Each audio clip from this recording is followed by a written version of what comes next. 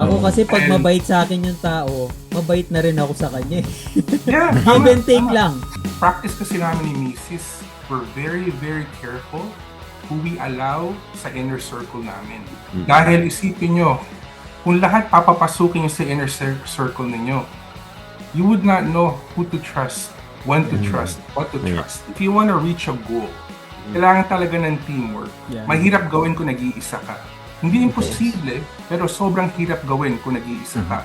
Pero kung dalawa kayo, tapos you work as a team, nothing is impossible. Sisig Overview Podcast.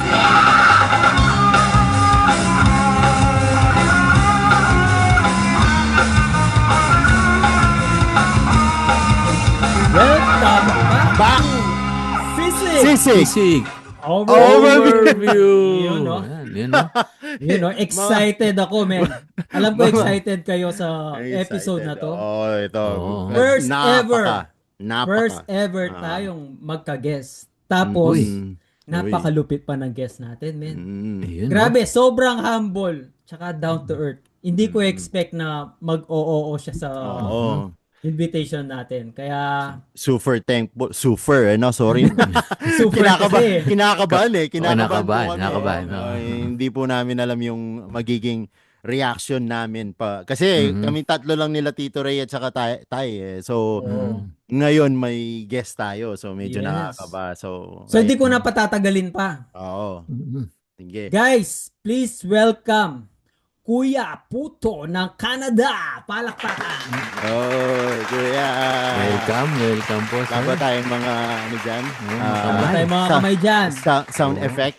Oo. Dapat may wala pa drums eh. Ayan o. Hello, sir. Welcome po, welcome. Welcome po. Salamat po. Maraming salamat. Sir ba o kuya? Kuya. Oo. Kuya na lang. Kuya Sir, na, tayo kuya. lang naman, tropa. Kuya Puto, syempre. Yan o. Masyadong formal yung sir. Di naman tayo ganito katanda eh. Ano Kaya yun pala eh? sir, musta po? Musta? Ayos lang. Pakilala lang po ako. Ako si Tyrone sir ha. Ay sir, kuya pala. Kuya Puto. Kilala kita, Tyrone, dahil kung tutusin, nag-umpisa ako mag-vlog dahil ikaw. Uy! Uy, naman. yun pala. Hindi kita binobola dahil, alam ba yun, nung bago pa yata mag-COVID nun, wala pa ako, di pa ako nagba-vlog nun eh. Yan, Tapos nag-start nanonood ako. sa YouTube. Nag-start ako before COVID eh. Yun nga. Balik, 2019. Ikaw yung one of the OGs. One of the OGs. Original gangster, man.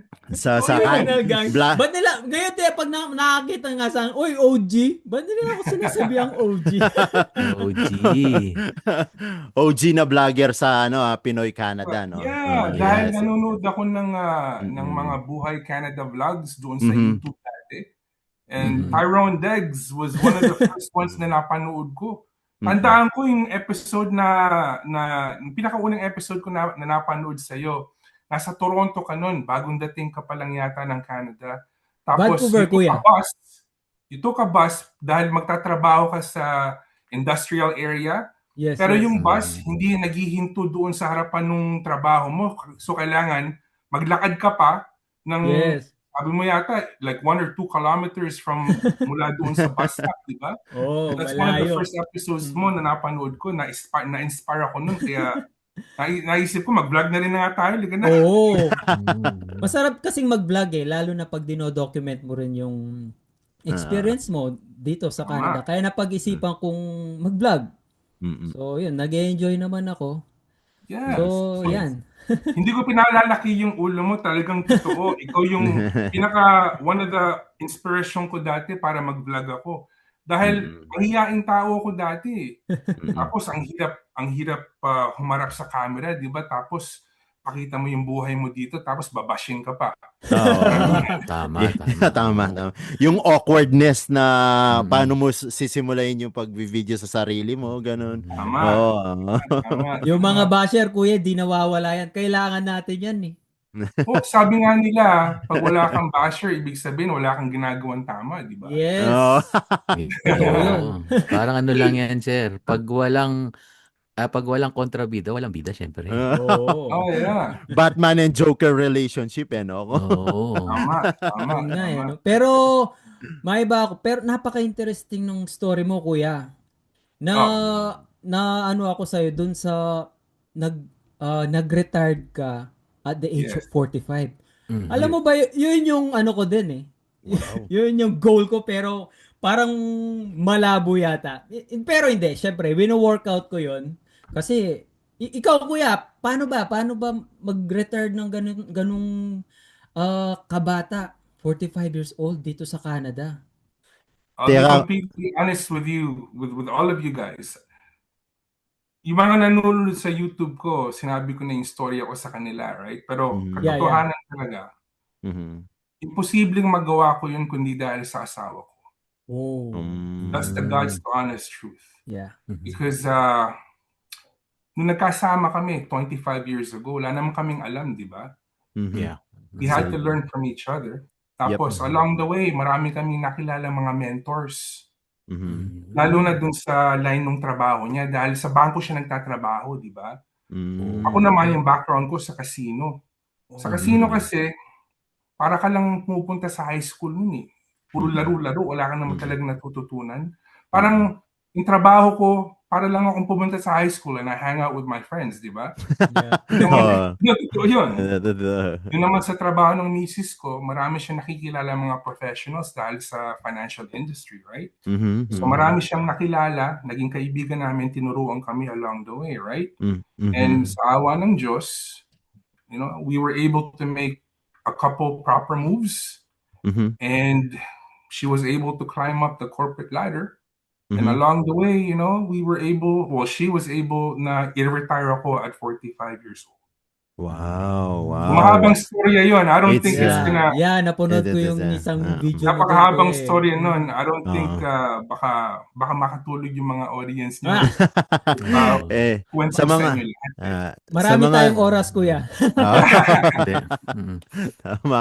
Sa mga listeners po natin, Kuya Puto channel sa YouTube, search nyo lang po Kuya Puto, baka nandun po yung full episode niya about yung the detail. early retirement, early detail. Yeah.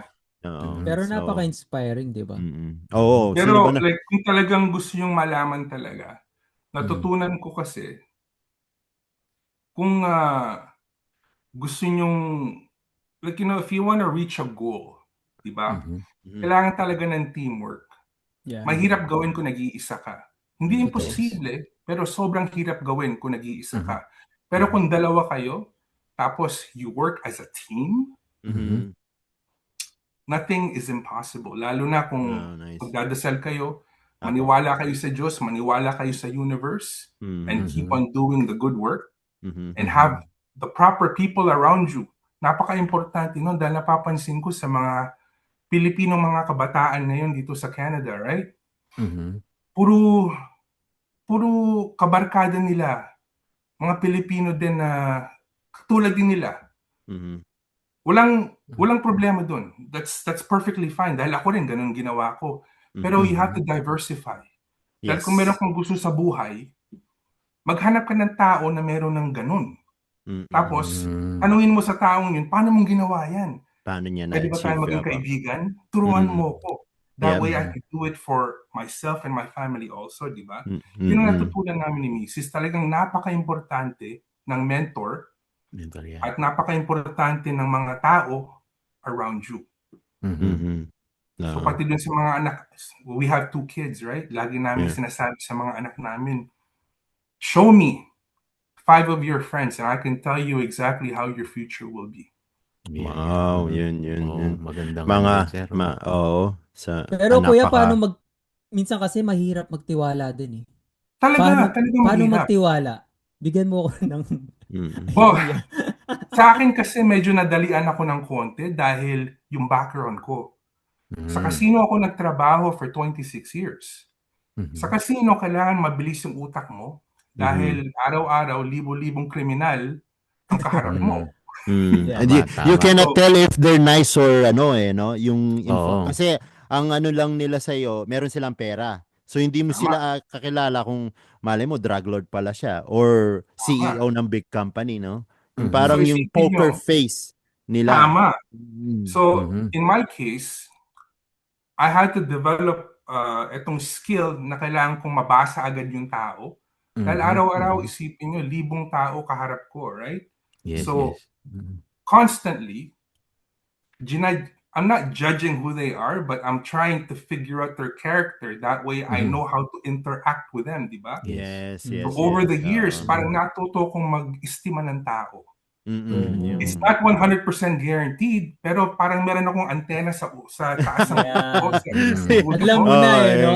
Yeah, pag kunyari, meron ako nakilalang tao na bago, right? Within 2 or 3 or 4 minutes, alam ko agad kung tropa-tropa tayo, alam ko agad kung ikaw yung kailangan kong dikitan, alam ko agad kung, ikaw yung kailangan layuan ko. Parang ganun, diba? So I'm able to filter because parang naging training ground ko yung trabaho ko dati. Yung parang ano na rin yan, sir, yung experience talaga na ano mo. Yun yung Pero tama yung humubog. sabi niyo, mahirap talaga magtiwala. Ako kasi pag And- mabait sa akin yung tao, mabait na rin ako sa kanya. Yeah, Give tama, and take tama. lang. 'Di ba? Oo. Pero pag hindi mo pala alam, may sinasabi na pala siyang hindi maganda sa iyo pag nakatalikod ka. Like Tama. backstabbing no? Yung Backstabbing. Lalo na sa mga kapwa Pinoy natin. Number Diba? one. Yun yung malakas pa sa kapwa Pinoy pa natin, di ba? Yun ang pangit eh. Di ba? Kaya nga sinasabi ko dun sa mga anak namin, practice kasi namin ni Mrs. We're very, very careful who we allow sa inner circle namin.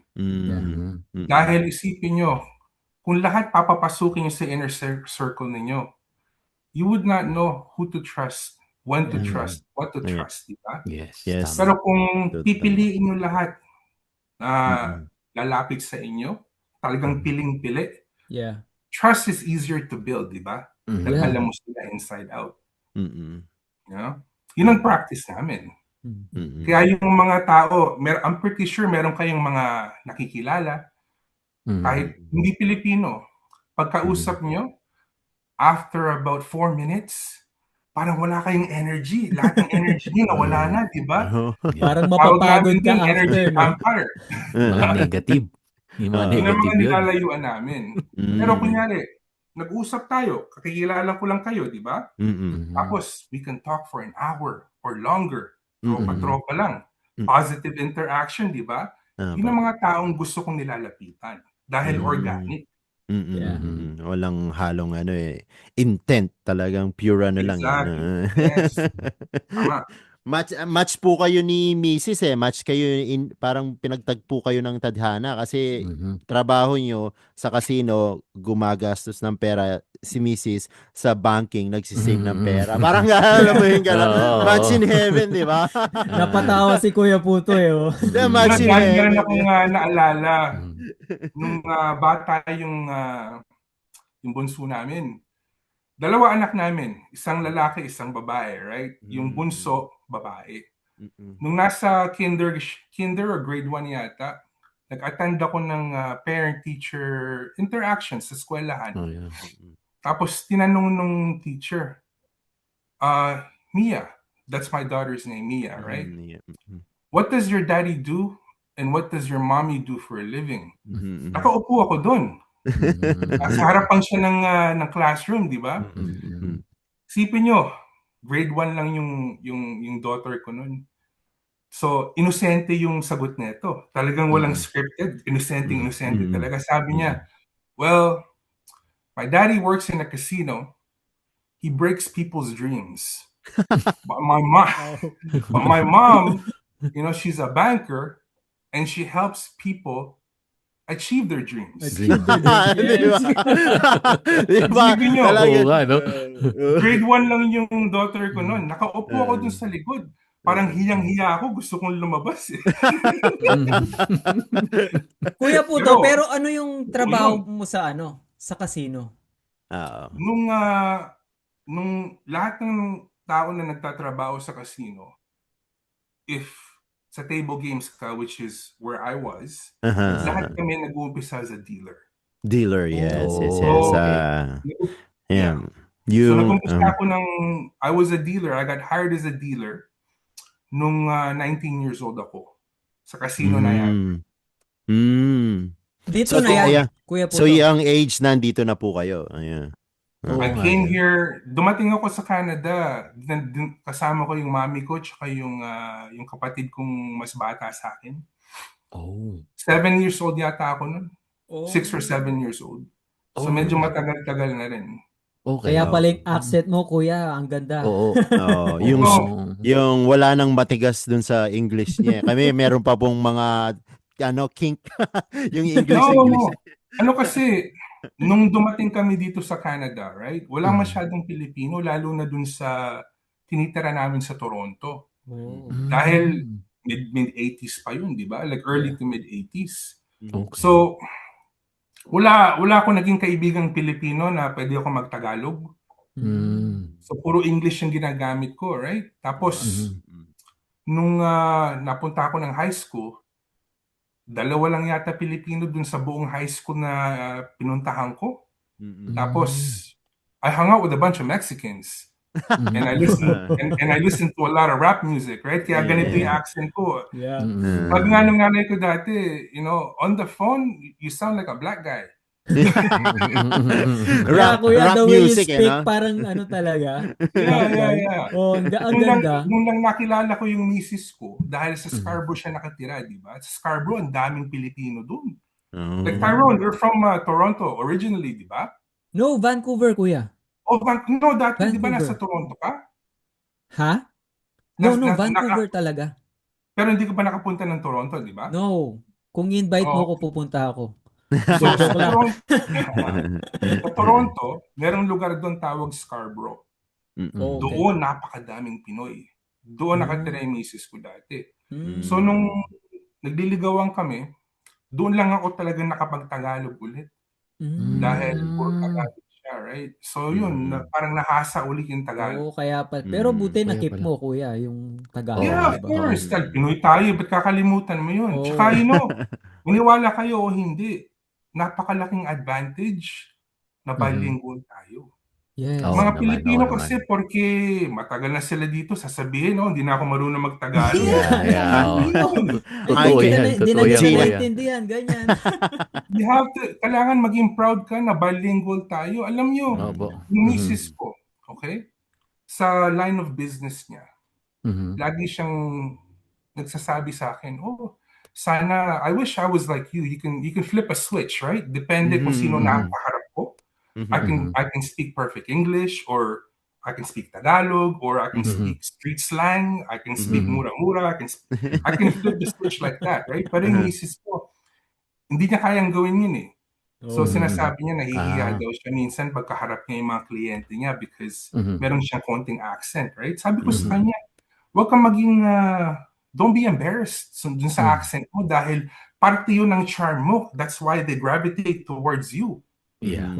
Tama yun. Ganda nun, Tama yun. So kahit may accent kayo, huwag kayong maging shy. Dahil accents are sexy, man. Yeah. Kaya ba't parang tayo mga Pilipino, mas na-conscious tayo pag kapwa Pilipino yung kausap natin sa English? Parang iniisip mo yung grammar mo, yung parang nagtitinginan kayo tama ba yung grammar ko? Pero pag puti, iba eh. Talagang ako confident akong mag-English pag puti yung kausap ko. Pero pag Pinoy, tapos ba't pa tayo nag-i-English yan dito? Parang gano'n yung sa isip ko. Palagay ko, yan eh. Yung toxic Filipino behavior. I guess, yung tawag nila.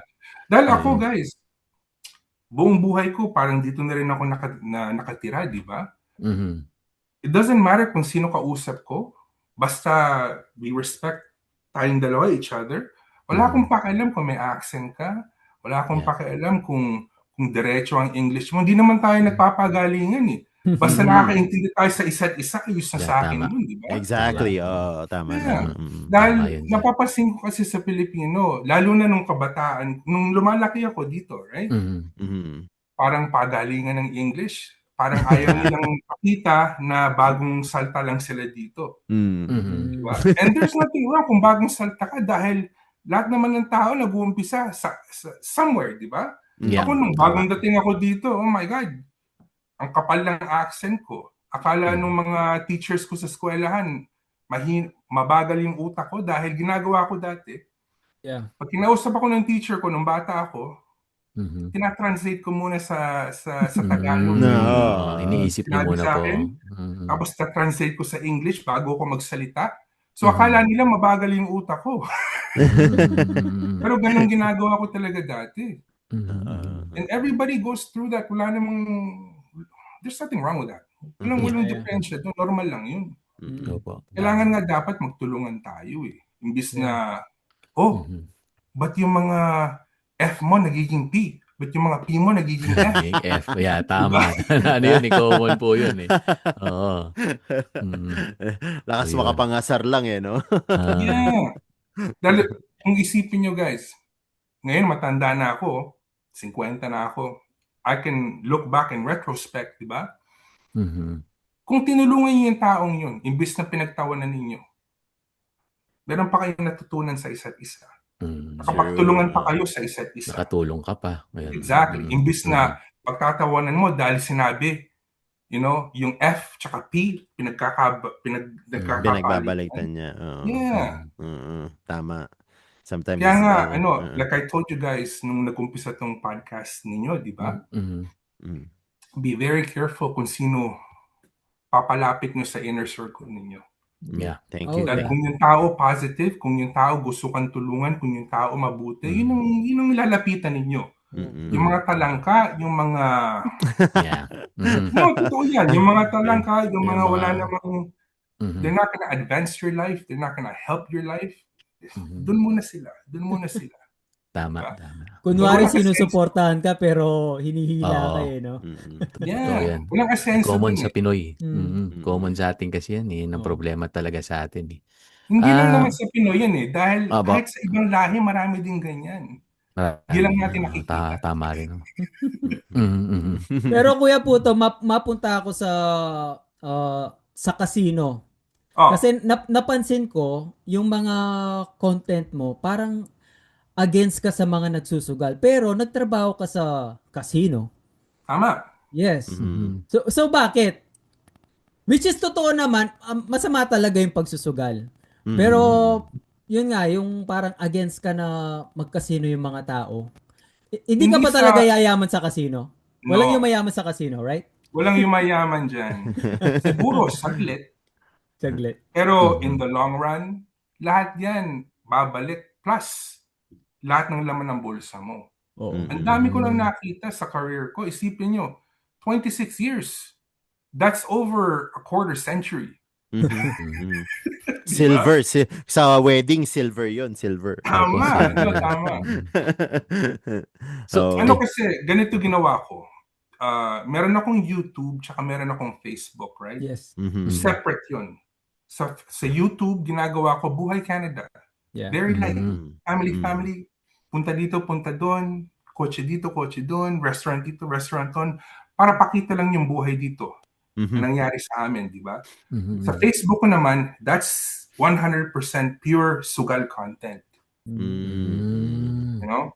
So, dun sa Facebook ko, hindi naman sasabihin kung anti-sugal ako. Yeah. Gusto ko lang mag-raise ng awareness. Gusto kong ma-share yung knowledge ko na nag-gain ko dun sa industry para mabuksan yung mga isip tsaka mata ng mga tao sa katotohanan pagdating sa sugal. Sa casino. Casino. Di lang sa casino, sa sugal. Di lang sa casino, sa sugal. Dahil lahat talaga nakita ko na and walang magandang idudulot yan sa buhay mo. Marami nagsasabi, Kuya Puto, di ba casino nagpakain sa pamilya mo? Diba? Parang ano yun eh, no? Parang hypocrite move, tama ba yun? Kasi nagkakasino ka pero you're against on your working industry. Parang ako sinasabi, kunwari sa IT ako, sasabihin ko, wag kayong magganito, pero content creator ka. Alam mo yun, hindi nag-a-align yung ano. Hindi nag-a-align, di ba? So initially, kung hindi nila alam yung storya ko, yun ang sasabihin ng madami, di ba?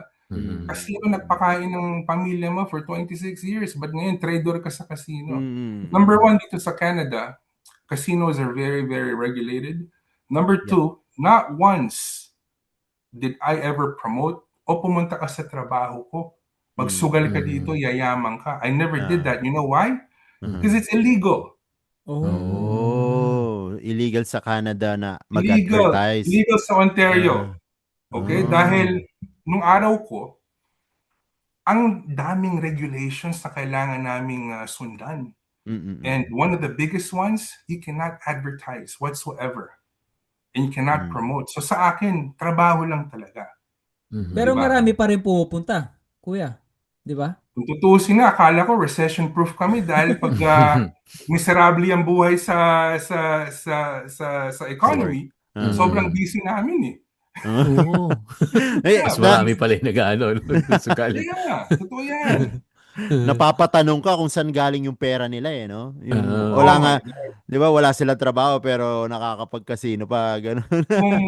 Kung nakita nyo lang yung mga nakita ko over the last 26 years, man, yung mga napapanood yung mga movie sa Hollywood, Opo. may mga katotohanan yun. Totoo talaga siya. Talagang Pero mga ano po, no? katotohanan yun. Not all, pero it's based on katotohanan. Hindi kasi sabi nila, di ba yung unbeatable ang casino, di ba? Imposible House kang always manalo. wins. Parang ganito kasi yan eh. Kunyari, pumunta ka tapos nanalo ka. Hindi panalo yun. Pahiram. Pahiram ang tawag doon. Ngayon, babalik ka. Babalik ka. Kasi mentality mo, madodoble yon sa next time. Hindi ka na po ba yung mentality? Yung mga tao kasi, mahihina tayong nilalang eh, yung mga tao. Yes, absolutely. So, isipin mo, magkano kita ng tao sa isang araw dito sa Canada? Typically, mga $200, $300 a day, di ba? Tapos, magdadrive ka sa trabaho. You have to deal with your ugly boss. Tapos, gising ka na maaga. Then you have to fight the traffic to come home. Tapos, tataksan ka pa, di ba? Kung pumasok ka sa casino, yung $300 mo, pwede mong panalunin 2 minutes. Maybe even less. That's true. So maraming tao mag-iisip, uy, kita ko $300. O palagay mo na $200 a day kita ko, di ba, sa trabaho. Tataya lang ako doon, 1 minuto, makaka $200 na ako. So kung gagawin ko to, 5 days a week, di ba? That's $1,000. Right? Yun ang mentality eh. No? Easy money. Easy money. So gano'n lang tinrabaho ko. Kung isang minuto mananalo ko ng $200, in 5 minutes pwede ako manalo ng 1,000. So kung araw-araw $200, di ba? 1,000 sa isang linggo. That's $4,000 a month tax-free. Tapos di ka na nag-drive sa trabaho. Di ka na nag-hide sa buwisit mong boss. Di ka na nagbaon. Di ka na gumising sa umaga. Sobrang snow, sobrang lamig, di ba? Yun ang mentality ng tao. Pero, no.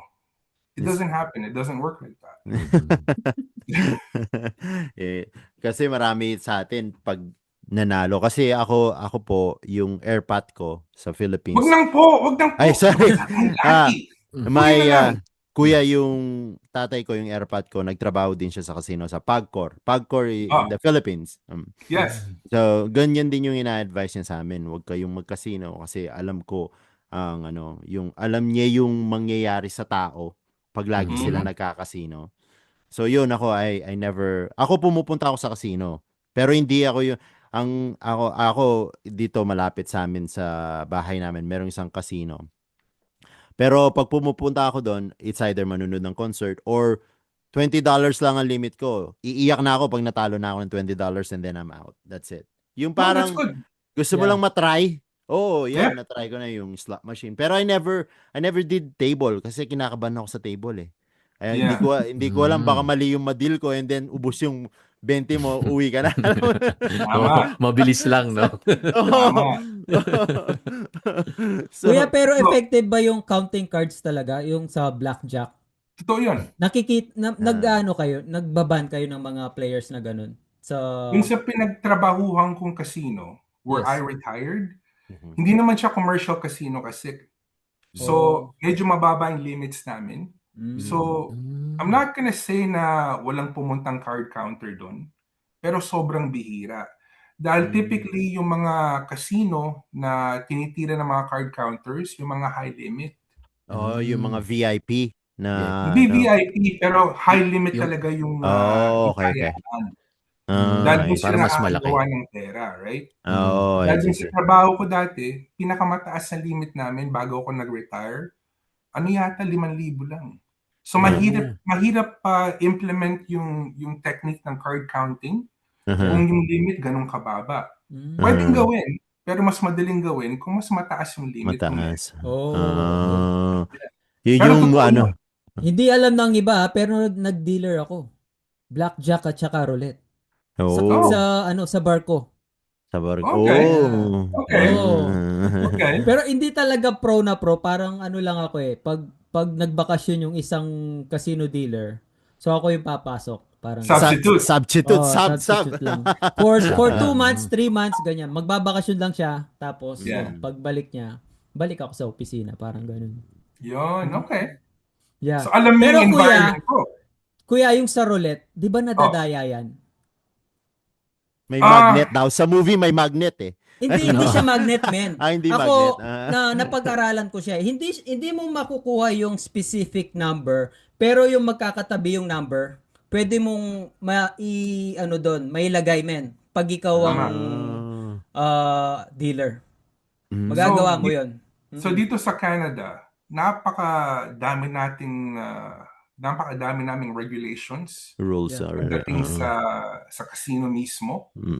Like, we're basically run by the government. Now, a lot of private companies are coming in, right? But still, heavy regulations. Yung makikita yung mga magnet, it doesn't exist.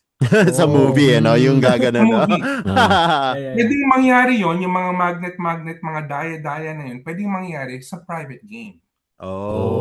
Dito sa Canada, nasa Canada tayo lahat, di ba? Lahat ng casino dito regulated. But isipin nyo, yung casino, magkano kita sa isang araw? Million siguro, milyones. Milyones, okay? Kung ikaw ang shareholder or kung ikaw ang may-ari ng casino, would you risk your $1 million plus a day revenue stream para makapagdaya ka ng konti dito? Dahil number one, magpa-fine ka. Okay, number two, pwede ka ma-shutdown. Pwede ma-shutdown.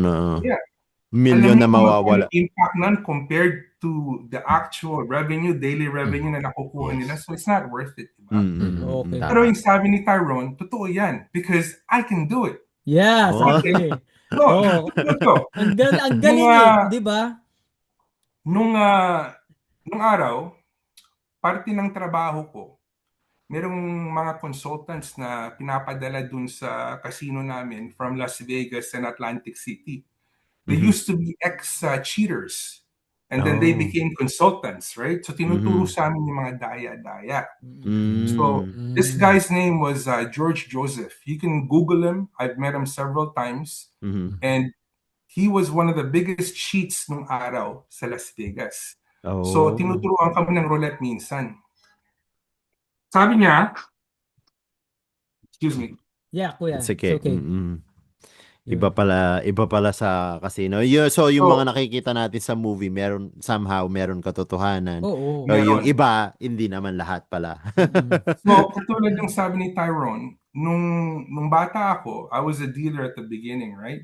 And one of my stronger games was roulette and baccarat. So, nung roulette, imposible na pwede mong i-hit yung number all the time. Imposible yun. Otherwise, nalugi na yung casino, di ba? Pero, you can hit quadrants. Quadrants. Okay? With enough practice, you can hit quadrants. So, it has everything to do with where you launch the ball, the speed of the ball. Okay? Yes. So, technique, no? May technique siya, men. Yeah. May technique yun. Is it guaranteed all the time? No. Pero yung mga tao marunong maglaro ng roulette, pagmamasdan nila yung dealer, tinitignan nila kung saan nila nilalaunch yung bola sa wheel, kung gaano kabilis yung nila consistent, di ba? So, pwede yun. Nareklamo kasi ako nun eh. Siyempre, nawili ako nung alam ko nang gawin. kunwari pag masyado nang nananalo yung tao, nabubwisit na ako eh. So gagawin ko na yung technique. Hindi ko ilalagay yung kasi meron lang siyang alagang mga numero. Hindi ko na ilalagay doon yung bola. So Yeah. yun. Tapos nireklamo ako na dinadaya ko daw ganyan. No. So ayun. Tawag namin dun sa industry is roulette tracking. Hmm. So, nung dealer ako dati, busit na busit ako pag busy, tapos naglalagay sila ng matataas na chips na ganun. Dahil pag tinamaan nyo, sakit ng ulo, iisipin ko kung magkano payout, right? Yeah, tama. Nangyayari yon pag nagbebet na sila ng matataas ng chips na ganun, ibig sabihin nun, they're tracking my spins. Right? So, pag nakita ko nagtutumpok-tumpok na ganun, papalitan ko yung spin ko, babagalan ko, or bibilisan ko. Ayokong i-hit yung malaking number na yun dahil sakit ng ulo. Matatrack kasi nila eh, yung magagaling talaga. Alam nila pag in-spin mo, kasi doon pa lang sila tataya, ay, yung body movement, binabasa nila no? Binabasa nila Not the body movement, but the spin. No, the spin. Oh, the spin. Sorry. Galing no? Pero may katotohanan yun. May katotohanan yung sabi ni Tyrone. Pero marami rin pumapasok na Pilipino sa casino, kuya, nung panahon mo. Nung panahon Mga ko, immigrant. nung panahon ko, karamihan, I'd Oh. say mga 60%, 70%, Wow. mga Vietnamese, mga Chinese, mga Cambodians, mga Laos. Okay? Tapos yung iba, mga puti na. Filipino, not so much. Not so much. Dahil yung mga Pilipino na nakita ko over the years, conservative sila eh. Magdadala sila ng 100, magdadala sila ng 500, tapos pag natapos yun, naubos yun, uuwi na. Diba? Pero yung mga hardcore talaga, mga Chinese, mga Vietnamese, mga Laos, mga Cambodians, super hardcore, lalo na sa Baccarat. Ano kasi yung mga Chinese naniniwala po sila sa luck. Diba? Yes. Hardcore sila sa luck. Kaya, ako kasi nagtrabaho ako sa casino dito, pero as a waiter dun sa restaurant ng casino. Pero ang Alberta, bago ka makapasok sa casino, kahit anong position mo, you need to have a license. Absolutely. That you're working in. Kasi AGLC ang tawag nila dito sa Alberta. Maybe sa Ontario, it's like gaming. It's AGCO dito sa Ontario. Yes. So, nag-waiter lang po ako doon. Meron kaming isang client doon na Chinese. Hindi naman sa nanlalait, pero may amoy siya. Kasi yung jacket niya, hindi niya linalabhan. Sabi niya, yung jacket na yun, swerte daw sa kanya. Nananalo siya. Yeah. Tapos, kakain siya dun sa restaurant namin. Talagang may amoy, pero nagtitip kasi nanalo eh. So, sa-serve ko niyan. Sa-serve ko. Talagang, asin yung jacket na yun. Halos 2 years ako nagtrabaho doon as a waiter. Part-time waiter. Isang jacket lang ang nakita kong sinuot niya. Chinese. So, yan. Solid sila. Meron akong storya sa inyo. Meron akong storya sa inyo. Pero baka mandiri kayo eh. Hindi yan. Sige lang. Sige. Discretion sa mga listener natin. So, nung araw ko dati, pinagtrabaho ko ng madaling araw, tawag namin doon graveyard shift. Walang masyadong tao. Pero yung iba gusto nilang pumupunta mga 3:00 ng umaga, madaling araw, 4:00 ng madaling araw. So pumasok ako, merong tao naglalaro ng VIP, 400 pounds. Ang laking tao nito, pangalan niya Jamie. Siya lang nakaupo doon sa mesa, siya lang mag-isa, right? Tapos next door, merong babaeng maganda. Naglalaro din. After about 30 minutes yata, nandun ako. Tinawag ako ng babae. Sabi sa akin, "Hey Mark, there's a foul smell coming from that guy right there. It's really bothering me." So, ginawa ko, naglakad ako, tumayo ako sa tabi nung ni Jamie, yung 400 pound na lalaki na nakaupo doon. Nag-amoy-amoy ako. Tama yung babae. As in, tama. Medyo, parang nadumihan yata yung amoy dumi. Parang ganun, right? I don't want to say the word, pero amoy dumi. So, tumawag ako dun sa shift manager. I picked up the phone. I go, "Hey, I received a complaint from a patron and she's saying that there's this bathroom smell coming from our VIP player Jamie, right? How do I deal with this? It's really awkward. Sabi, just talk to him. Just do it in a very proactive way. Okay? Paano, di ba? Isipin nyo, Paano? pareho tayong, matanda na tayo pareho. We're both adults, right? How do you say to another adult in a public place, hey man, you smell like shit? And that pretty girl next door is complaining about you, right? How do you say that? So, isip ako, oh my God, baka magalit sa akin to. So, chinechempohan ko siya. Tatapos yung blackjack shoe, di ba? So, nagsha-shuffle yung dealer. Sabi ko, hey Jamie, how you doing? Like, oh, I'm losing. I'm like, hey, look, man, there's been some complaints about a smell coming from your direction. I just wanted to bring that to your attention. Maybe, we could do something about it. That way everything is cool. Are you okay with that? So sabi niya, oh, okay, I'm sorry, man. I'm sorry. He was really nice about it. You know what? I'm just going to go to the bathroom real quick and I'm going to freshen up and then I'll come back, right? So mabait. So I'm like, oh, swerte. Galing sir, So I called my shift manager on the phone. I go, okay, look, I fixed the problem. Sabi sa akin ng shift manager ko, si Jamie daw, he was there the night before. And ganun din ang problema.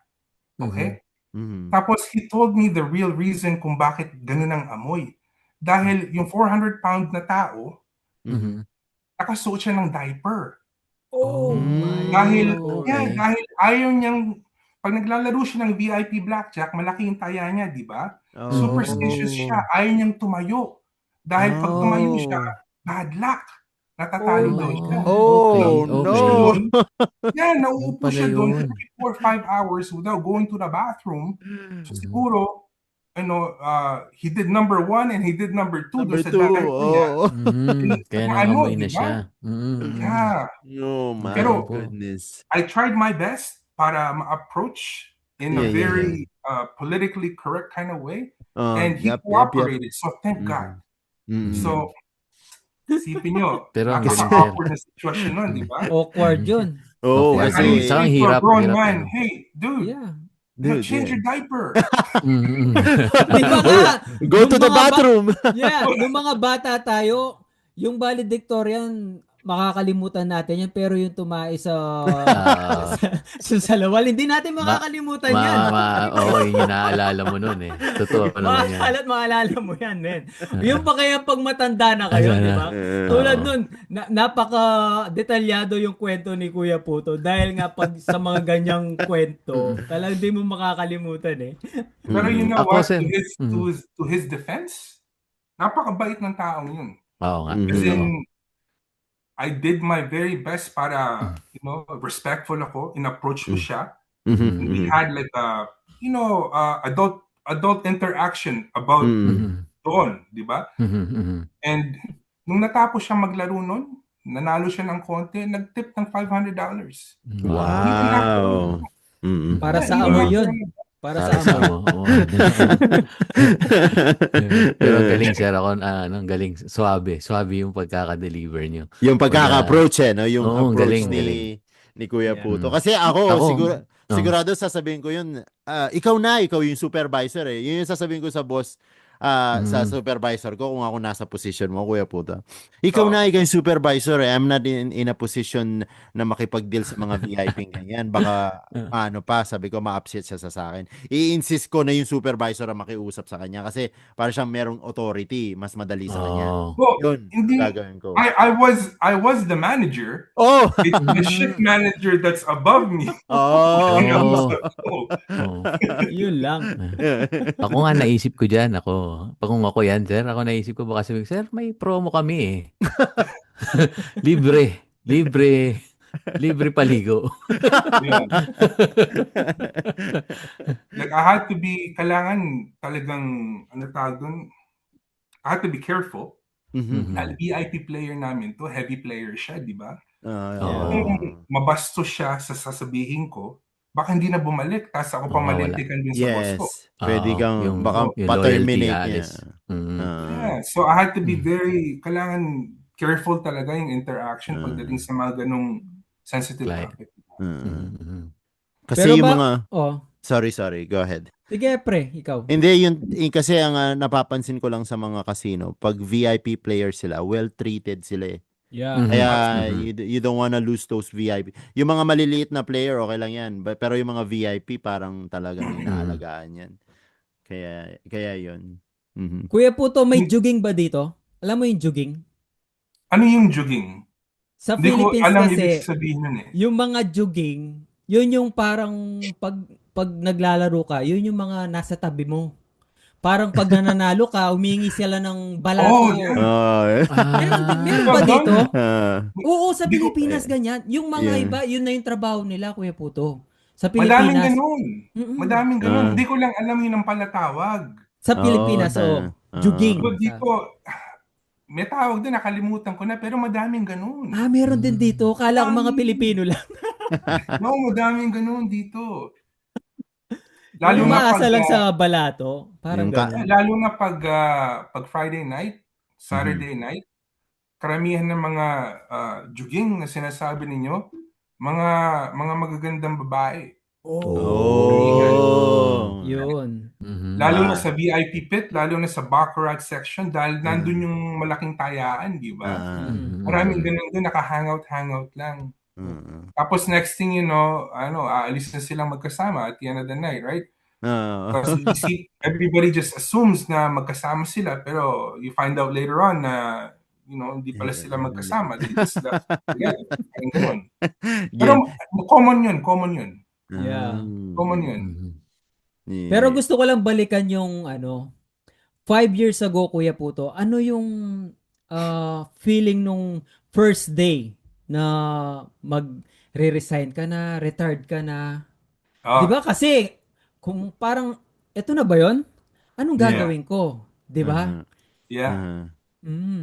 So, how do I say this? Nung gumising ako nung umagang yun, hindi ko makalimutan.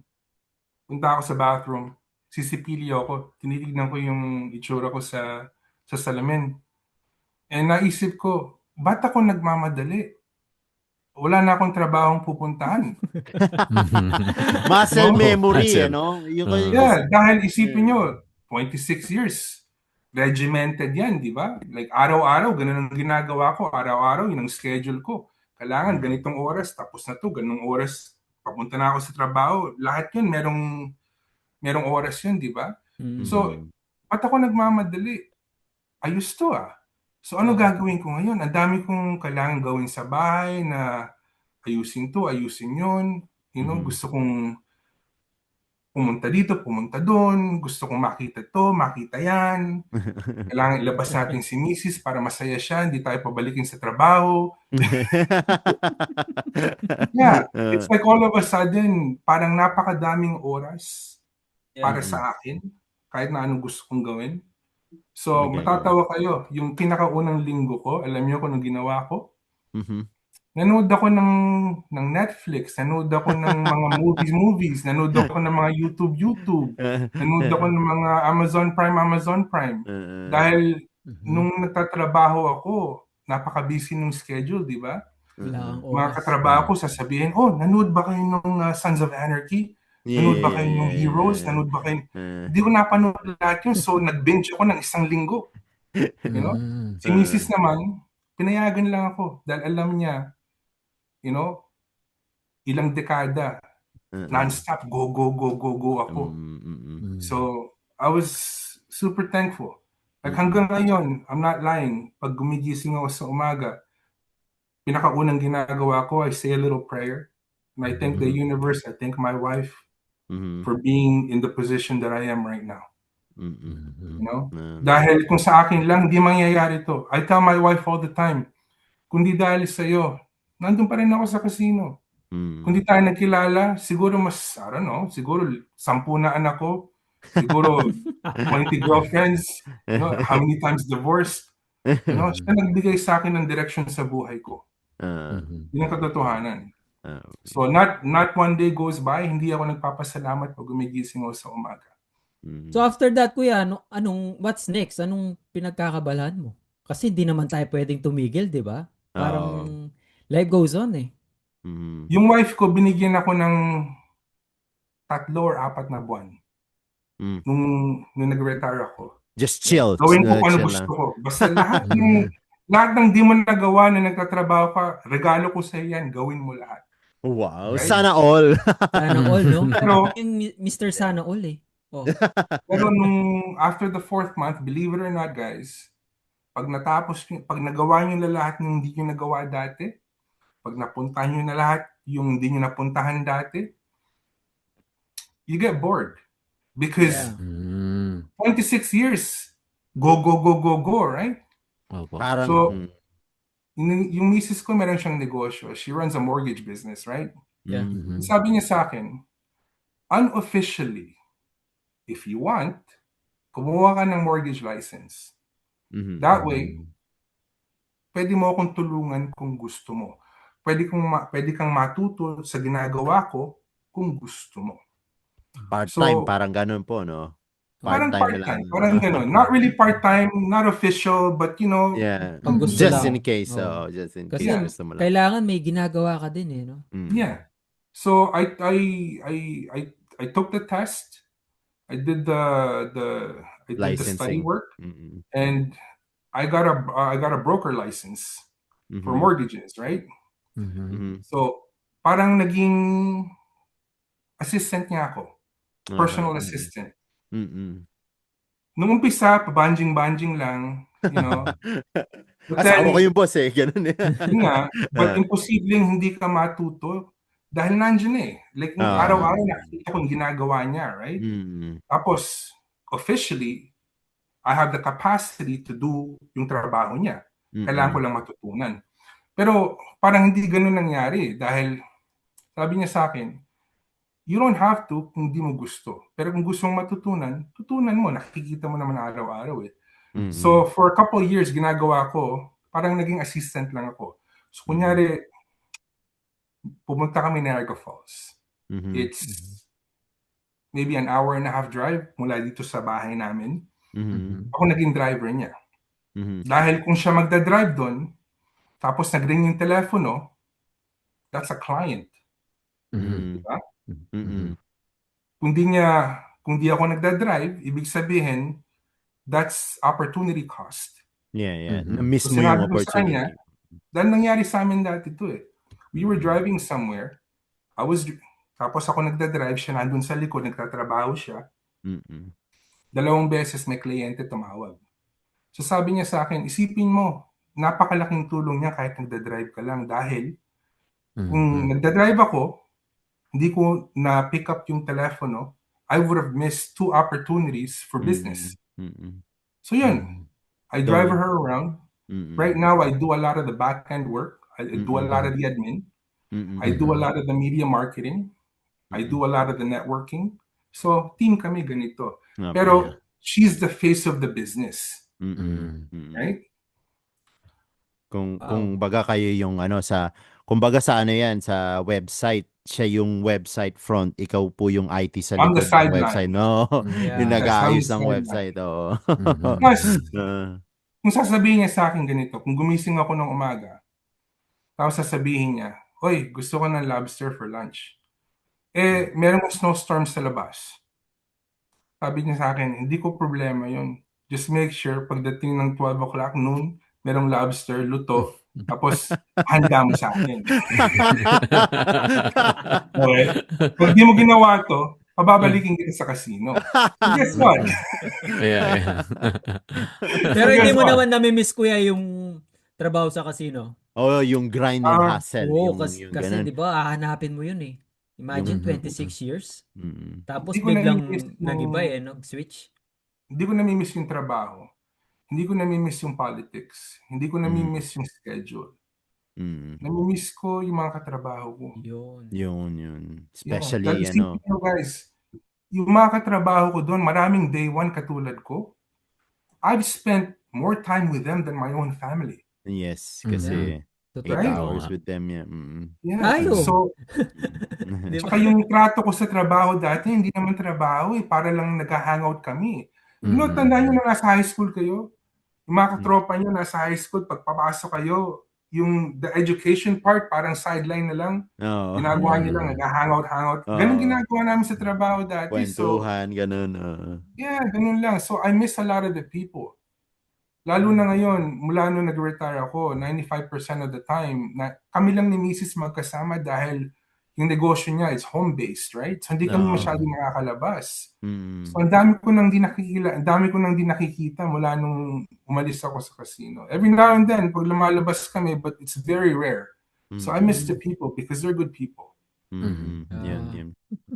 Nakakamiss yun no? Yung social interaction with your coworker and other people. Yes. Magandang samahan yun pag gano'n. Magandang samahan talaga. Isipin niyo, 26 years and a lot of them, day oneer sila katulad ko, di ba? Yeah. So, but it is what it is. Pero kuya, masegue lang, ang ganda ng mga collection mo. Nakita ko. Yung Transformers. Oo, yung mga Transformers. Oh. Grabe. Solid, man. I've been doing that for 30 years. Oh, 30 years din yung mga yun. Mga action figure po ba? Sorry, kuya. Transformers, Voltes 5, Dimos, Robotech, Voltron, He-Man, Thundercats, ganun. Mga kinalakayan natin no? Kinalakitan. Dahil nung bata kasi ako, nasa Pilipinas kami nung nanay ko tsaka nung utol ko, right? Kaming tatlo lang dahil yung tatay ko nandito na sa Canada. So we come from super humble beginnings, right?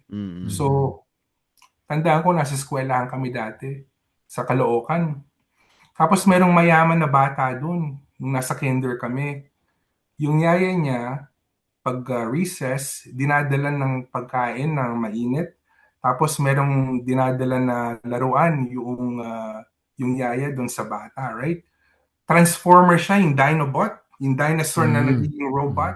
Tandaan ko yun, ng bata kami. Sabi ng utol ko, Kuya Mark, tinan mo, daming bata doon. Dahil merong Transformer what's his name? Gusto mo, lapitan natin para makapaglaro tayo ng Transformer. Sabi ko, nahihiya, yaman na. Nahihiya ako. Dahil mahihiyain ako nung bata ako. Yun yung naging motivation mo no? Yeah, bata pa ako nun. Kinder kami nun. Kung utol ko, natanim sa utak ko, you know what, man? One of these days, I'm not just gonna get that robot. I'm gonna get him and his buddies and the whole entire whole universe, no? Whole universe. So, nung dumating ako sa Canada, life happened. Kalimutan ko na yung mga Transformer cartoons, mga ganun, until I got my first job. And I got my first paycheck nung 16 yata ako.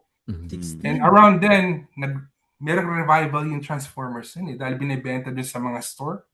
Tapos mura lang, $10, $15. Kumita ako ng magkano ba yun? $90 yung first paycheck ko. Oh, pwede na to. And then that rekindled the passion. Tapos nagbukas yung eBay. eBay is huge. Yeah, opo. Sabihin yan. Kijiji, tapos Facebook Marketplace, tapos yung mga groups, mga communities. And over the years, nakapag-collect ako ng ganito. Check nyo guys, may video si Kuya Puto. Grabe, ang gaganda talaga ng mga collection niya. Talagang mapapawaw ka. Mapapasana all ka. Pero I have to tell you, that's 30 years worth of collecting. Yeah. Okay? Marami nagtatanong sa akin, hey, Kuya Puto, how much is your collection worth? Sasabihin ko, almost next to nothing. Because over the years, ginagawa ko kasi, lalo na nag-umpisa yung eBay, I had an eBay store. Pupunta ako sa mga, ano tawag doon, yung mga nagbebenta ng garage sale. Dalas kong mag-garage sale nun pag Sabado tsaka Linggo nung bata ako. Naghahanap ako ng mga broken Transformers na mga binebenta dahil ayaw na ng mga anak nila, right? Tapos kinokollect ako yun. Tapos binebenta ko sa eBay. Tapos nagkakapera ako doon and then I reinvest into the hobby. Tapos kunyari merong later on kung merong nag-divorce na tao na collector, okay? Tapos I'll find out through communities that I'm involved in, right? Oh, so and so got divorced, he's selling his collection. So alam ko fire sale, di ba? So gagawin ko, I'll contact the guy, hey, how much do you think your collection is worth? I don't know, like 10 grand? Okay, I'll give you 2 cash. Kasi pag kinash mo yan, mabaano sila cash, ganun yung. Yeah, remember, he's getting divorced, it's a fire sale, di ba? So kailangan niya ng pera. So kailangan. lolobol ko, sasabihin ko, okay, I'll give you $2,000. Galing. So uutang ako ng 2,000 kay Mrs. Sasabihin, ano gagawin mo dyan? Bibili ako ng robot. Pero ganito gagawin ko. So kukunin ko yung 2,000, utangin ko sa kanya, kukuha ko ng U-Haul, then I'll call my brother, then we'll pick up the collection niya, right? Dadalhin ko sa basement, tapos a-itemize ko yan, isa-isa. Nice. Tapos, yung mga gusto ko, I keep it. Yung mga hindi ko gusto, lalagay ko sa eBay store ko. Guess what? I make the $2,000 back in the first week, plus I make another $4,000 dun sa sale ng iba. Plus, I get to keep yung mga kinuha ko dun sa na nagustuhan ko, di ba? So imagine, you do that 30 years, over and over and over. That's how you end up with a collection like mine. Yan kasi yung hindi nakikita ng mga iba sa mga collector, di ba? Yan si Tito Ray, Kuya Puto, nagko-collect din yan. Kaso Nice. siya sa games, sa gaming, di ba? Video game console po, tsaka ano. Pero agree ako doon sa sinabi ni Kuya doon ang foundation usually ng mga collectors is karamihan, yung iba, yung hindi ka nagkaroon ng bata ka or, di ba? Yun Tapos pagka may ability to buy ka na, yan, doon mo sila bibilin paunti-unti. No, totoo yan. Totoo yan. Dahil dati, nung bata kami, sa Caloocan kami noon maglalakad kami sa simbahan. Punta kami sa Our Lady of Grace. Yun ang simbahan namin doon, right? So halfway nun, merong TX store. Yung nagbebenta sila ng mga goods from sa US, di Sa ba? States, sa States. Bastante yun. Yung nanay ko naman kasi, gustong nagdadaan doon. Wala naman binibili, nag-window shopping lang Kasi nagdadaan doon. So, ako naglalaway ako, nakikita ko yung mga robot, yung mga chocolate, yung mga gamit-gamit dito sa US, sa North America, right? Sabihin ko, Mami, bili mo naman ako nun. Tapos, papaluin ako sa ulo.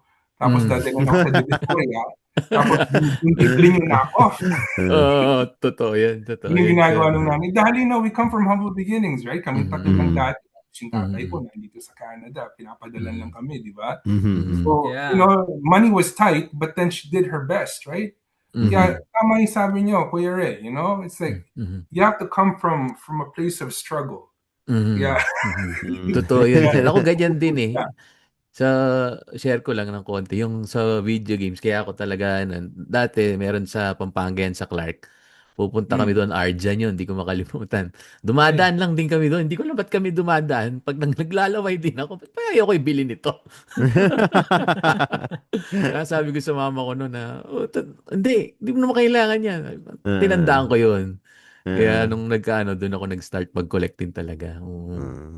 Nice. Yung sister ko, nagko-collect din ng mga video games katulad nung sa iyo, Kuya Ray. Yung mga PS1, yung mga Sega Genesis, yung mga Sega Master System, yung mga Atari. SNES, ganun. Kino-collect niya yun. Pero Kuya Puto, ito, last kong tanong to sa'yo. Kasi matagal ka na dito sa Canada. I think, ano naman kayo, ano ba yung mga common na maling financial habit ng mga Pilipino dito? Lahat yung ginawa ko ni.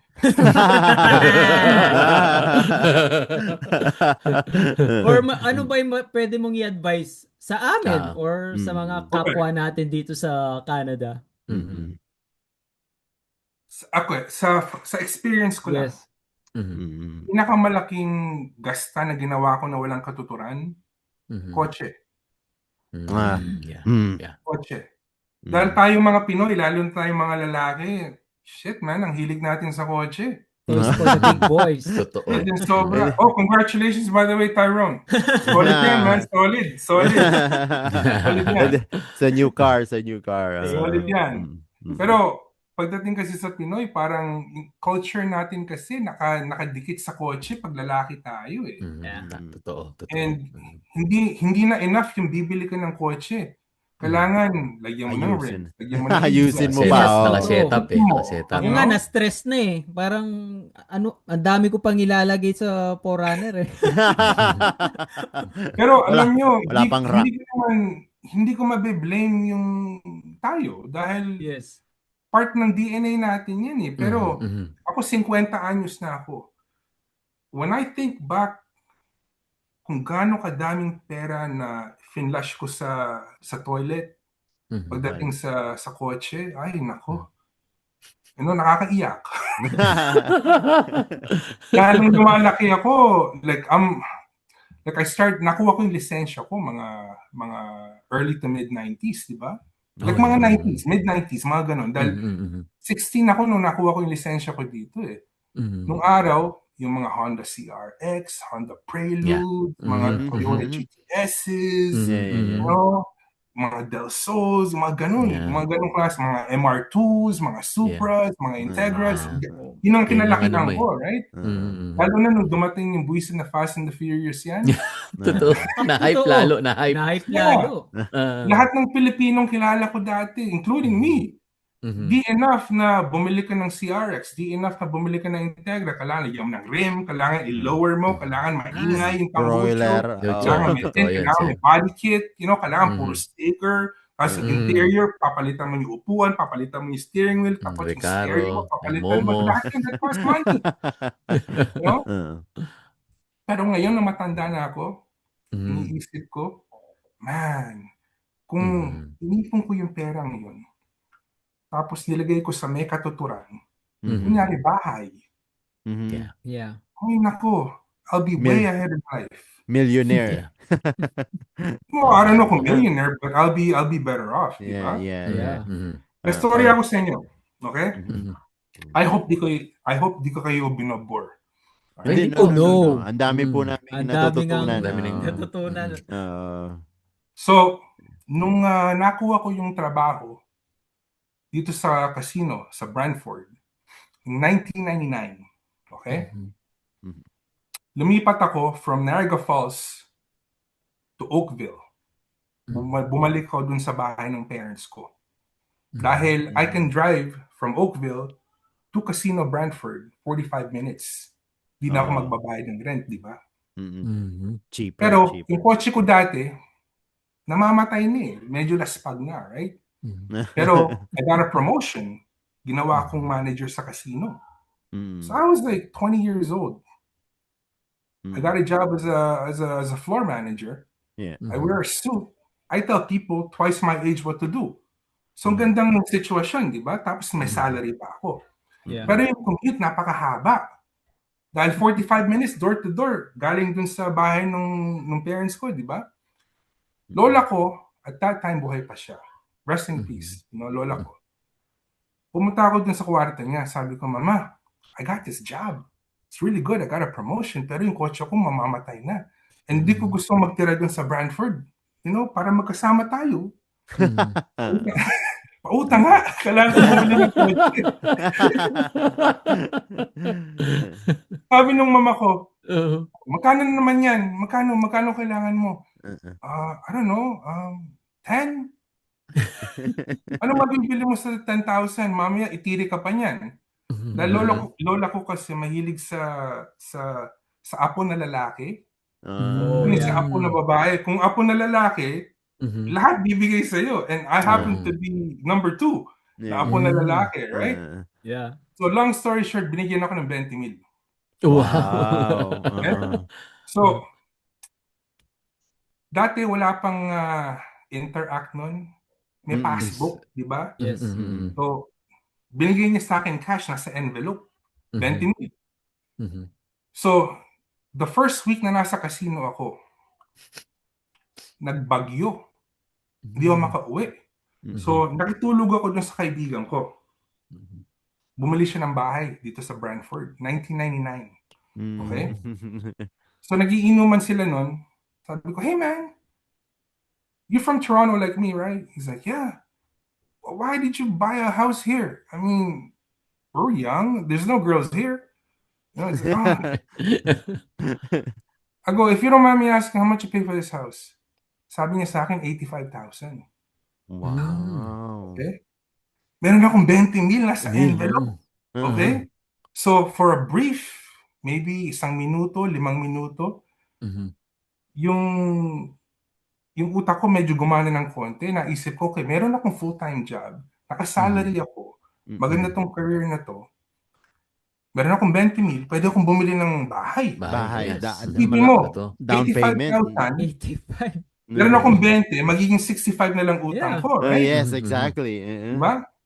Pero 20 anyos lang ako nun eh. So iniisip ko, lahat ng girlfriends ko, lahat ng babae ko, lahat ng kaibigan ko nandun sa Toronto. Ano ko dito? But then, man, bahay to, right? Long story short, I ended up buying an Acura Integra GSR. Oh. Back in the Oh, Okay? man. Punta, ayos. In retrospect, yung bahay na yon ngayon, Oh, yeah. Yung Okay. bahay. malapit lang dito sa tirahan namin ngayon. Okay? Yung bahay na yon, same exact house, I pass by it every now and then, at least twice a Every week pag papauwi ako. Mhm. If I look it up, it's probably worth around 720,000. Wow. Wow. Times 10. Okay?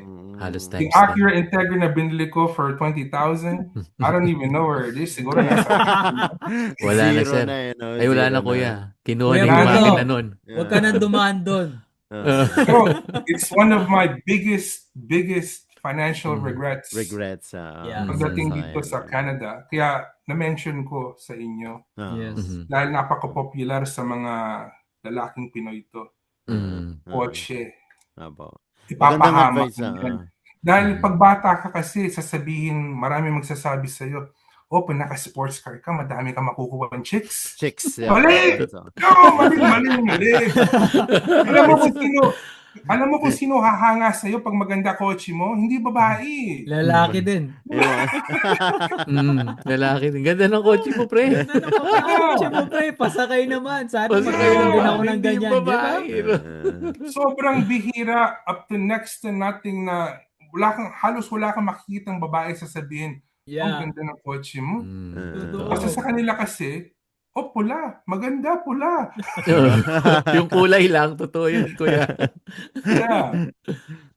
Sa Pinas naman kasi pang ano yan, pag nakita nilang maganda ang kotse mo, dalawa kasi yun eh. Maganda ang kotse mo at saka may pera ka. Dahil you have the means to gear up yung sasakyan mo.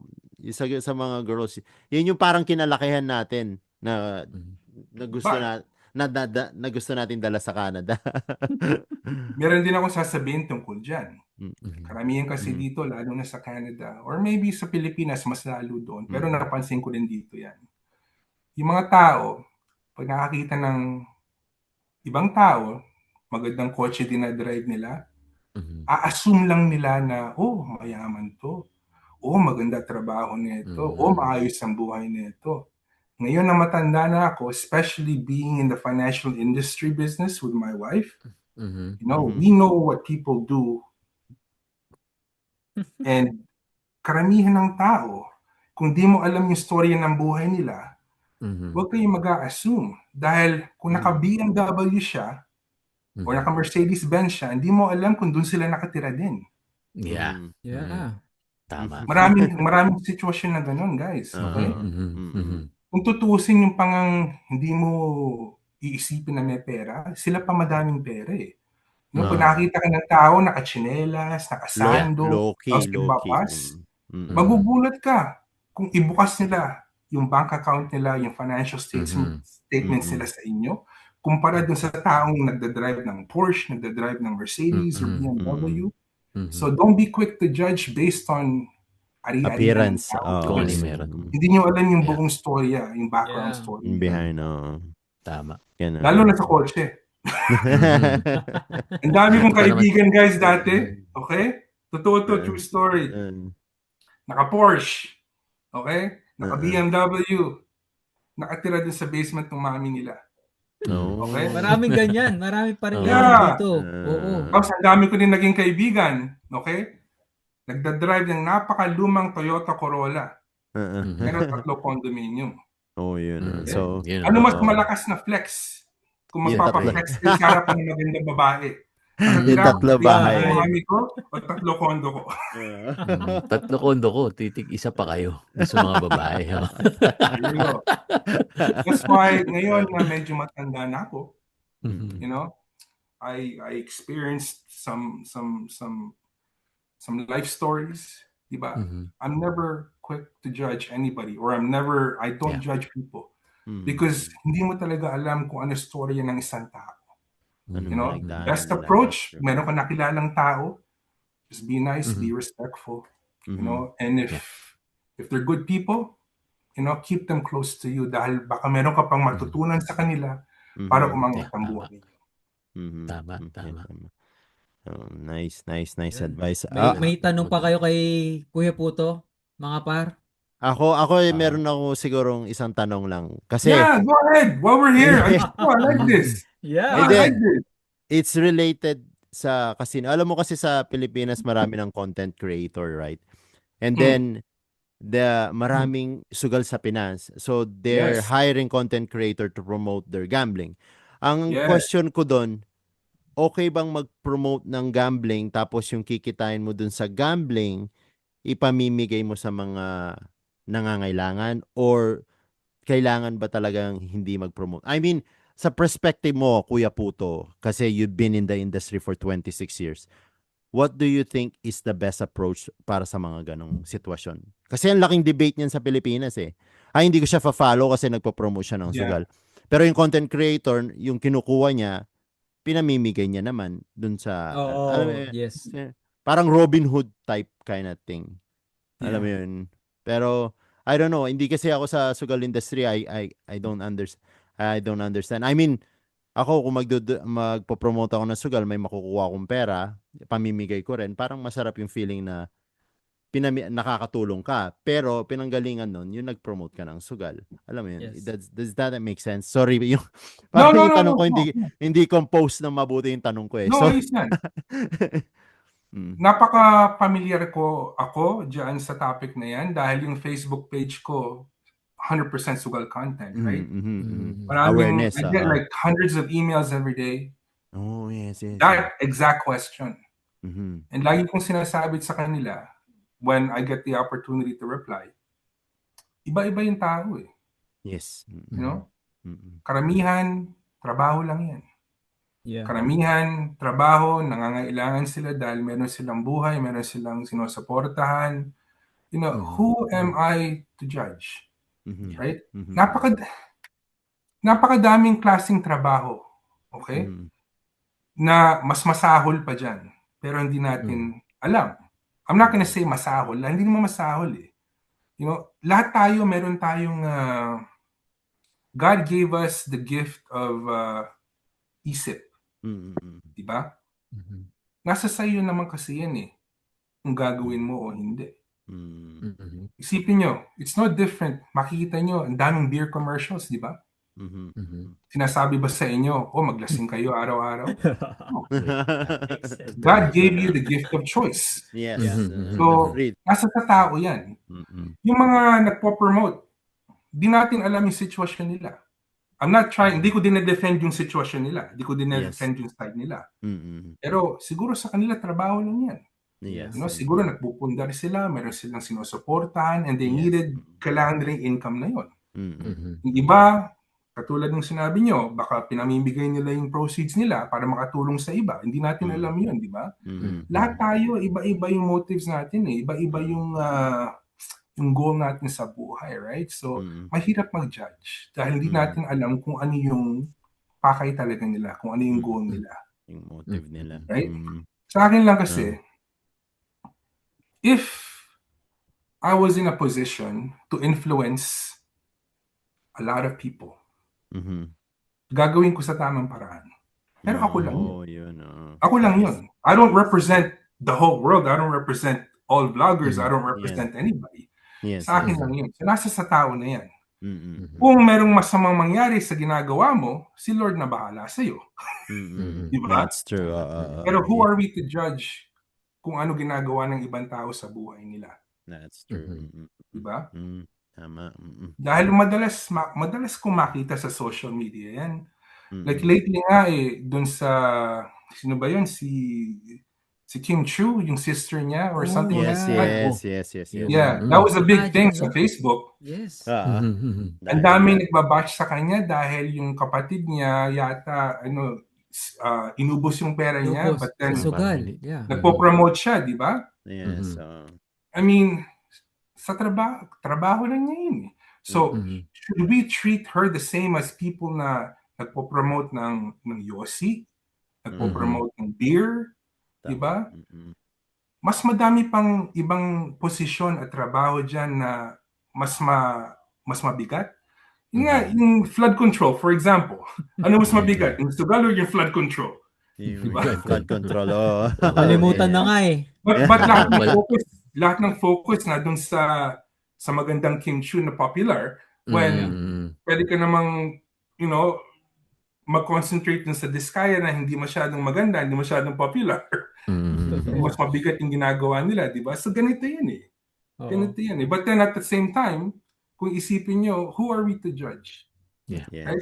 Lahat iba pakay, lahat iba goal, lahat iba isip. So, basta sa atin lang na walang kapangyarihan, okay? Walang masyadong influence, do what's best for you and do what's best for everybody around you. Dahil, guys, sa buhay namin ni Mrs. dito sa Canada, lahat ng magandang nangyari sa buhay namin, and totoo to, is a direct or an indirect result of us being good to other people also. Dahil yung mundo bilog yun eh. Totoo. You get what you put in, di ba? Yes. You get what you put in. Yung ano nga ba yun? Respect begets respect. Ay, yung mali na naman yung English ko. No, you get what you put in. You get what you put in. Yeah. So kaya ako, pag nakikita ko yun sa social media, I don't judge because hindi ko alam kung ano sitwasyon nila sa buhay for them to be able to do that, right? Di natin alam yun. Kasi malaki yung sponsor dyan eh. Malaki. Salamat po salamat kuya sa pagsagot. So I hope that answered your question. Yes, you did. Kasi gusto kasing malaman sa perspective mo dahil nasa sugal industry ka or casino industry ka, 'di ba? So at least alam mo yun, you can always have a choice. At the end of the day, it's always your choice if you want to promote it or not. And then whatever yung money na makukuha mo, it's up to you kung may tutulong mo or sabi mo nga, we can never judge them we can never judge them kasi we don't know what they're going through. Exactly. Hindi natin alam kung ano yung kinakailangan nila sa buhay. Exactly. Kung ano nila sa buhay, di ba? Nasagot mo. Thank you. Yun. Ikaw, Tito Ray. Natin sa social media, puro bash. So, ayan, kailangan yan eh. Ayun. Ikaw, Tito Ray, may last question Actually, ka ba kay Kuya? Meron dapat pero nasagot na ni Kuya lahat eh. Ay yung sanang magandang advice. Pero sa dami nung binigay na ni Kuya sa atin, ang dami nating napulot na advice from him. Pero kulang pa rin eh, no? Kulang yung oras natin kay Kuya Puto. Sana next time, Kuya, makabisita ka ulit. Anytime, guys. Anytime. Ulit natin. Gusto ko yung mga ganitong klaseng conversation. Like I said, this is the first time na nakilala ko kayong tatlo. Yeah. Okay? And, apat. Tatlo. Sorry. Ngayon ko kayo, this is the first time nakilala kayong tatlo. And tandaan niyo yung sinabi ko nung umpisa na itong podcast na to. Kung naramdaman ko na hindi kayo genuine, kung naramdaman ko na energy vampires kayo, Kung naramdaman ko na kayo yung dapat na i-push ko dun, no, sa sulok, okay? Hindi tayo nag-uusap ng ganito for gano'n na ba katagal to? Like over an hour now? Over Yeah, an over hour an na. hour. Yes, Hindi, yes, hindi, yes. hindi ko nga It's namalayan eh. organic. Uy, over an hour na pala. Yeah. Yeah. Organic, right? So, Kasi ibig target sabihin, lang namin usually 45 minutes pero pag maganda talaga yung kwentuhan, ang hirap yeah. So, ibig sabihin, sa akin, goods kayo. Salamat, Thank kuya. you, thank you, Thank kuya. you. Thank you, Sala- kuya. Salamat, Thank you. No, salamat. thank you, thank you, Thank you, sir. Thank you. Salamat. Ayun. So, Kuya Puto, siguro ang may healing namin before we close everything out, before we cut our story, siguro yung may bibigay mong mga final advice sa mga or mga final words sa mga nag-uumpisa pa lang dito sa Canada or na nandito na. What can you Nandito give na. them? Oh, like Or a yung short mga advice. nagsistruggle din. Short advice to them. Okay. May bibigay. Lahat tayo mag-i-struggle sa umpisa. Mm. Parte yan. Okay? Parte yan. Wala yung biglang ginhawa buhay. Wala. Walang ganun. Unless manalo kayo ng Loterio or 649 siguro. Pero wala yung instant na ganyan, okay? May proseso yan. Yung mga nakilala ko over the years na they live comfortable now, yung mga nagwagi, quote unquote, nagdaan din sa hirap yan. Okay? Lahat magdadaan sa hirap. Dahil kung di ka nagdaan sa hirap, paano mo ma-appreciate kung nasaan ka na ngayon? Yes. Tama. Yes. Diba? Tama. Kami nga ni Mrs., okay? We consider ourselves very, very lucky people. Dahil hindi naman kami, ang daming mas matalino dyan. Ang daming mas hardworking dyan. Okay? Pero binigyan kami ng opportunity ng universe ni Lord, you know, to be able, you know, to live comfortable. Diba? So, siguro, meron siyang nakita sa amin or tinetesting niya kami to see what we're gonna do with the gift na binigay sa amin. That's why we're very careful and we're very appreciative and sinishare namin yung blessing. Diba? So, kahit na it doesn't matter kung gano'ng kahirap dumating yung buhay, don't give up. Lahat nagdadaan sa butas ng karayom. Okay? Dahil pag napunta na kayo, sorry, my English, when you get to the destination, di ba? Everybody wants to get to the destination. Right away. Pero pagdating mo dun sa destination na yon, iisipin nyo, that's not the best part. The best part, the journey. The journey. Yung masarap balikan. No? Ang daming nakikilalang mga tao na naging successful sa buhay, lalo na dun sa industry ni Mrs., right? Na naging mga kaibigan namin. Okay? Sinasabi nila lagi, ngayon na nandito na tayo, medyo boring. Masarap pero medyo boring. Lahat ng magagandang storya, lahat ng mga nakaka-exciting na storya, nanggaling nung wala tayo. Tama yun. Yung mga inspiring story dun sa journey mo nakuha. Kausap yung mga matatanda na, yung mga retired na, yung mga may mga na-accomplish sa buhay, right? Because gusto ko malaman yung mga story nila. Yeah. Hopefully, I can learn something and apply it sa buhay namin, right? So, yung mga baguhan sa Pilipinas, sa mga baguhan dito sa Canada ng mga kabayan natin, mga Pilipino, I hope ganun ang gawin din nila. You know, find somebody that has something that you want to accomplish. Kaibiganin mo, learn from them. You know, wag lagi puro tambay. Tama yun. Wag lagi puro good time. Okay. Tama. Magdusa ka muna. Ang ganda nun, palapan natin si grabe. Maraming salamat, Kuya Puto. Sana mag-guest ka ulit dito, ha? Anytime, kuya. Anytime. You let me know. Anytime. Guys, maraming salamat at nakarating kayo hanggang dito at sa napakasarap na kwentuhan namin kay Kuya Puto. Sana tulad nyo, marami rin kayong nakuha mga gagandang insights. Kaya yun.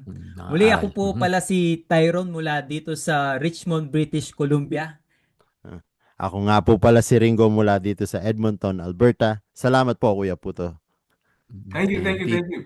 And Tito Ray po from Wilkie, Saskatchewan. Sir, Kuya, thank you. Thank you, Kuya Puto. Muli, Thank you, Kuya Puto. ito ang Sisig Sisig. Sisig Overview. Overview. Salamat!